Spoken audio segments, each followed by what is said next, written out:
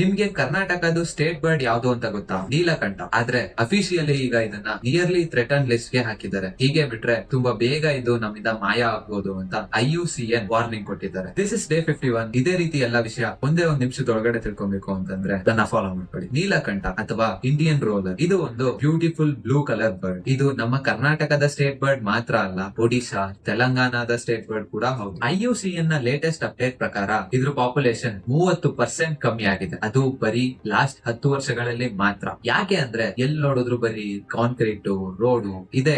ಅದಕ್ಕಿರುವಂತಹ ಗಿಡ ಮರ ಎಲ್ಲೂ ಇಲ್ಲ. ಜೊತೆಗೆ ಎಲ್ಲಿ ನೋಡಿದ್ರು ಕೆಮಿಕಲ್ಸ್, ಪೆಸ್ಟಿಸೈಡ್ಸ್ ನ ಯೂಸ್ ಮಾಡ್ತಾ ಇದ್ದಾರೆ. ಇದರಿಂದ ಅದಕ್ಕೆ ಸಿಗುವಂತಹ ಆಹಾರನೂ ಕಮ್ಮಿ ಆಗಿದೆ. ಇದರಿಂದ ಅದ್ರ ಪಾಪ್ಯುಲೇಷನ್ ಕಮ್ಮಿ ಆಗ್ತಾ ಬರ್ತಾ ಇದೆ. ಈ ಪಕ್ಷಿ ಒಂದೇ ಅಲ್ಲ, ಇತ್ತೀಚೆಗೆ ತುಂಬಾ ಪಕ್ಷಿಗಳ ಪಾಪ್ಯುಲೇಷನ್ ಕಮ್ಮಿ ಆಗ್ತಾ ಬರ್ತಾ ಇದೆ. ನಾವು ಡೈಲಿ ನೋಡ್ತಾ ಇದ್ದ ಪಕ್ಷಿಗಳು ಇವಾಗಂತೂ ತುಂಬಾ ಅಪರೂಪ ಆಗ್ಬಿಟ್ಟಿದೆ. ಈ ನಮ್ಮ ಸ್ಟೇಟ್ ಬರ್ಡ್ ಮತ್ತೆ ಎಲ್ಲಾ ಪಕ್ಷಿಗಳನ್ನ ಉಳಿಸೋ ಜವಾಬ್ದಾರಿ ನಮ್ದಾಗಿರುತ್ತೆ. ಆದಷ್ಟು ಜಾಸ್ತಿ ಗಿಡ ಮರಗಳನ್ನ ಬೆಳೆಸಿ, ಕೆಮಿಕಲ್ಸ್, ಪೆಸ್ಟಿಸೈಡ್ಸ್ ನ ಕಮ್ಮಿ ಯೂಸ್ ಮಾಡಿ. ಜೊತೆಗೆ ಈ ವಿಡಿಯೋನ ನಿಮ್ಮ ಫ್ರೆಂಡ್ಸ್ ಜೊತೆ ಶೇರ್ ಮಾಡಿ, ಅವ್ರಿಗೂ ಇದನ್ನೆಲ್ಲ ಫಾಲೋ ಮಾಡೋದಕ್ಕೆ ಹೇಳಿ.